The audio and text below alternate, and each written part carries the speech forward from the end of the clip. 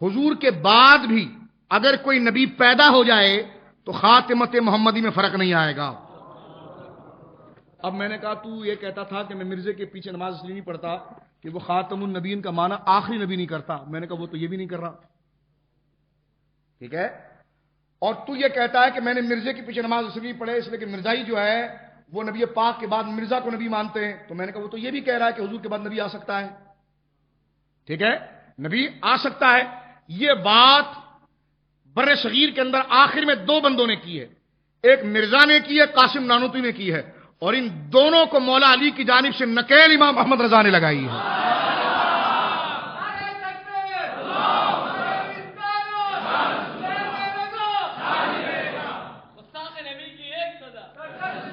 سمجھ رہے آپ؟ تو یہ امام احمد رضا کا کیا قصور ہے؟ اب آپ فیصلہ کر لیجئے۔ اب میں گفتگو کو ختم کرتے ہوئے ایک بات آپ کی خدمت میں عرض کروں۔ کل انشاءاللہ العزیز ہم موضوع لائیں گے امام احمد رضا کے دور میں منکر بدعات و خرافات جو تھے، بالخصوص جو نظریات کے حوالے سے تھے، اس پر میں مزید آپ کی خدمت میں گفتگو کروں گا۔ لیکن یہ ضروری باتیں جو آپ لوگ بھول جاتے ہیں اور یہ آپ کے ذہنوں میں ہونی چاہیے، کچھ صلح کلیت والے آپ کو بھلا دیتے ہیں، اور کچھ جو مسٹر ٹائپ کے پروفیسر، نہیں ذرا سختی کم ہونی چاہیے، اتنی سختی نہیں ہونی چاہیے۔ میں نے کہا تم کو کیا سختی پتہ ہے؟ سختی کیا ہوتی ہے؟ سختی تم کو پتہ ہے کیا ہوتی ہے؟ اپنے پیسے وصول کرنے کے لیے تم جو بازو کی طاقت دکھا تو تمہیں سختی یاد نہیں آتی؟ تمہیں پتہ ہے سختی کیا ہوتی ہے؟ میں نے کہا یہ کیا تھا جس نے سرکار علیہ الصلوۃ والسلام کے جانور کے پیشاب کو، جس نے جانور کے پیشاب کو پیشاب کہا تو دوسرا صحابی اس کے سینے پہ چڑھ گیا۔ میں نے کہا شیخ الاسلام اس کو ذرا اس کو ایکسپلین تو کریں آپ۔ اب سنیے آپ، جب یہ کتابیں لکھ دی گئی تو ایک طرف یہ فکر رضا کو میں نے آپ کے سامنے آج بیان کیا ہے، فکر رضا کو میں نے آپ کے سامنے بیان کیا ہے، تو امام محمد رضا تو ایک طرف بار بار شور کر کر کے کہہ رہے تھے کہ سب سے زیادہ عزت و تعظیم آقا علیہ الصلوۃ والسلام کی، ان کی عظمت و شان کے مقابلے میں اگر کوئی خلل کرے، چاہے وہ بڑے سے بڑا عالم ہو، زاہد ہو، قطب بننے کا مدعی ہو، اس کو اپنے دل سے یوں نکال کر پھینک دو جیسے رائی کے جس طرح کے دودھ سے مکھی کو نکال کر پھینک دیتے ہو۔ یہ فرمایا یہ تم نے کرنا ہے۔ ایک طرف تو یہ فکر دی جا رہی ہے، ایک طرف تو یہ فکر دی جا رہی ہے کہ سب سے اولا اور اعلیٰ ہمارا نبی، ایک طرف تو یہ فکر دے دی جا رہی ہے کہ کروں تیرے نام پہ میں جاں فدا، نہ ایک جا دو جہاں فدا، دو جہاں سے بھی نہیں جی بھرا، کروں کیا کروڑوں جہاں نہیں۔ ایک جگہ تو یہ فکر دی جا رہی ہے کون پوچھے تیری بات رضا، تجھ سے کتے ہزار پھرتے ہیں، وہ سوئے لالازار پھرتے ہیں۔ ایک طرف تو اپنے آپ کو بالکل گویا کہ زمین و زمان تمہارے لیے، مکین و مکان تمہارے لیے، چنین و چنا تمہارے لیے، تو یہ تمام چیزیں ایک طرف تو فکر کی جا رہی ہے کہ ثابت ہوا کہ جملہ فرائض فرو ہیں، اصل رسول بندگی استاج بر کی ہے۔ ایک طرف ایک مزاج یہ چل رہا ہے کہ سب کچھ مصطفیٰ ہیں، بولیے سبحان اللہ۔ ایک طرف تو یہ فکر کی جا رہی ہے کہ تجھ سے اور جنت سے کیا مطلب، وہاں بھی دور ہو، ہم رسول اللہ کی جنت رسول اللہ۔ کسی چیز میں اپنے عمل کی بات نہیں کی جا رہی ہے۔ غمزدوں کو رضا مجدہ دیجئے کہ ہے کہ بے کسوں کا سہارا ہمارا نبی۔ ایک طرف فکر دی جا رہی ہے کہ تمہاری ہر چیز کے ماوا اور ملجا حضور کی ذات ہے، انہیں جانا انہیں مانا، یہ فکر دی جا رہی ہے، بولو سبحان اللہ۔ انہیں مانا انہیں جانا انہیں مانا، نہ رکھا غیر سے کام، واہ واہ واہ واہ للہ الحمد، میں دنیا سے مسلمان گیا۔ اب آپ دیکھیے کہ یہ تمام چیزیں جو اس طرف آ رہی ہیں، اس میں ایک فکر دی جا رہی ہے کہ سب حضور ہیں، سب بولیے، جو تیرے در سے یار پھرتے ہیں، در بدر یوں ہی خوار پھرتے ہیں، یہ فکر دی جا رہی ہے۔ اور یہ فکر کو گویا کہ واضح کیا جا رہا ہے، اور یہاں تک اس بات کو ذکر کیا جا رہا ہے کہ ہے خلیل اللہ کو حاجت رسول اللہ۔ اب بلندی کے اس مرتبے کو بھی ذکر کر دیا، اور زمین و زمان میں جو ذکر کیا کہ امامت کل، اصالت کل، سیادت کل، یہ ساری چیزیں خدا کے یہاں تمہارے لیے، یہ سب چیزیں حضور کی طرف منسوب کی گئی ہے۔ تو یہ مزاج آپ کو امام احمد رضا دے رہے ہیں اپنی تحریر کے ذریعے، اپنی تقریر کے ذریعے اور اپنی گفتگو کے ذریعے۔ اور ایک طرف آپ نے دیکھا ایک مزاج یہ دیا جا رہا ہے کہ مر کر مٹی میں مل گئے، نماز میں یہ ہے، یہ ساری باتیں۔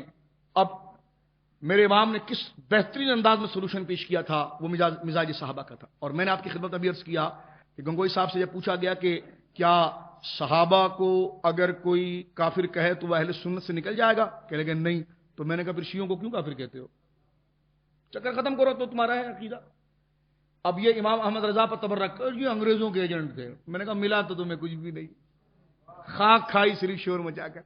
کہنے کہ جی وہ شیعوں کے ساتھ تھے. تو میں نے کہا وہ تو تھانوی صاحب کا فتویٰ بتاتا ہے کہ گھر میں قصائی شیعہ لا کر مرغیاں کون کٹواتا تھا. تھانوی خود بھی بکرا کاٹ سکتا تھا لیکن پھر بھی شیعہ رافضی لاتا تھا, فتاوی اندادیہ میں موجود ہے. میں نے کہا پالا کس نے؟ گنگوئی سے پوچھا گیا آپ شیعوں کی تکفیر کرتے ہیں؟ کہنے کا فقیر اہل تشیع کی تکفیر نہیں کرتا. تو میں نے کہا یہ تمہارے دم چھلے کیوں چل رہے ہیں پھر؟ جب مسئلہ تھا ہی نہیں اختلافی تو اچھل رہے کون ہے؟ میں نے کہا دیکھنا اس مسئلے پر تو مطلب القمرین دیکھیں اور رد رفضا دیکھیں میرے امام کی, تمہیں پتہ چل جائے جو کھلا گستاخ ہے اس کو کیسے لتھڑا, اور جو تفضیلی تھا نا اس نما کا شیعہ کہ نہیں پہلے نمبر پر تو علی ہیں. تو ان جعلی تفضیلیوں کو مطلب القمرین کے اندر میرے امام نے جو لتھڑا ہے تو تفضیلیوں کی بھی عقل ٹھکانے لگائی, رافضیوں کی بھی عقل ٹھکانے لگائی, اور دونوں جہتوں سے شیخین کے مرتبے کا دفاع کیا. یہ مہینہ تو صرف تعارف پر لگائیں, تقریر تو ہوگی. امام محمد رضا نے جس محاذ پر کام کیا اس کے انٹروڈکشن پر مہینے سے زیادہ ٹائم چاہیے.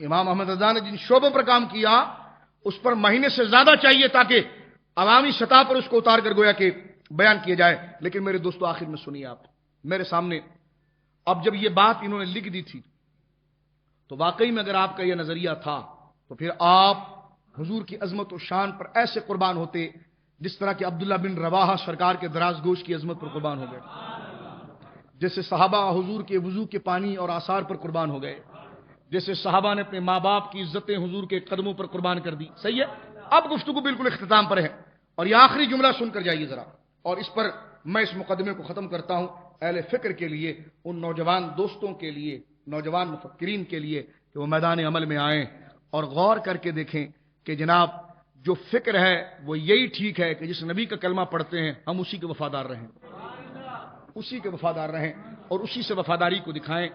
اب آپ یہ کہہ سکتے ہیں کہ مظفر شاہ تم نے صراط مستقیم و تقویت الایمان کو پڑھا ضرور ہے لیکن تم نے اس سے معنی غلط نکالا ہے.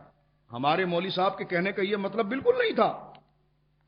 درود پاک پڑھیے ایک دفعہ کہ ہمارے مولوی صاحب کے کہنے کا مطلب ہرگز یہ نہیں تھا.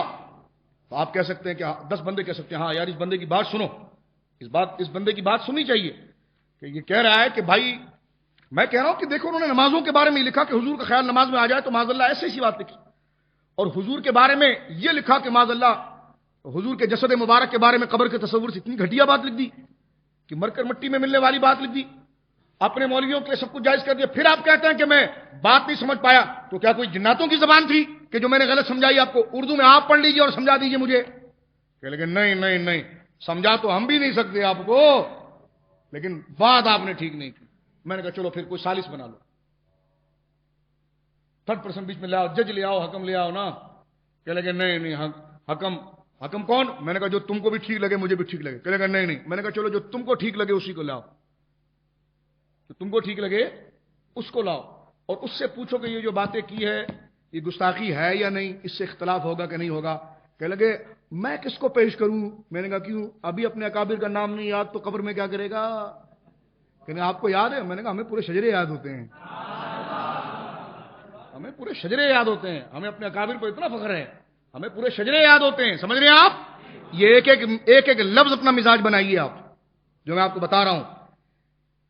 تو کہنے لگے آپ ہمارے کسی اکابر کا نام لیں. میں نے کہا آپ کے حکیم الامت مولانا اشرف علی تھانوی. کہنے لگے ہاں ارے آپ ان کو کیسے لائیں گے؟ میں نے کہا ان سے پوچھتے ہیں کہ اسماعیل دہلوی صاحب نے جو لکھا ہے معاذ اللہ یہ جو لکھا ہے اس سے کچھ فرق ہوا بھی کیوں نہیں ہوا؟ کہنے لگے ہاں ان کی کتاب لائیے اور پھر آپ ثابت کیجئے. اور ہم یہ کہتے تھے کہ آپ غلط کہتے ہیں. میں نے کہا چلو آ جاؤ میدان کے اندر, یہ دیکھیے کتاب مرتب ہے حکیم الامت مولانا اشرف علی تھانوی جن کو آپ کہتے ہیں. ٹھیک ہے, اب آپ ان کے مریض ہو یا آپ کے حکیم ہیں.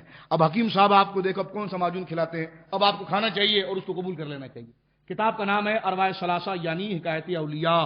ٹھیک ہے, اس کے اندر اسماعیل دہلوی کی حکایت کے تحت میں حکایت نمبر 59 پڑھ رہا ہوں.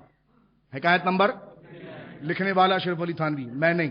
میں نے پوری تفصیل ہو سو رہے ہو, میں نے پورا مقدمہ رکھا تمہارے سامنے کہ یہ ٹھیک یہ ٹھیک. پھر میں نے کہا حکم لاؤ. کہنے لگے حکم نہیں آئے گا, جس کو تم بھی قبول کرو ہم بھی قبول کرے. ابے میں نے کہا حکم تو وہی ہوتا ہے جس کو دونوں قبول کرے. جس کی جیب تو بھر رہا ہو تو تیرے بارے میں بات کرے گا، لیکن میں نے کہا چلو حضور کی ناموس کا مسئلہ ہے، تیری ہدایت کا مسئلہ ہے، میں ہتھیار ڈالتا ہوں اور کہتا جا اپنے گھر کے بندے کو لے آ جا۔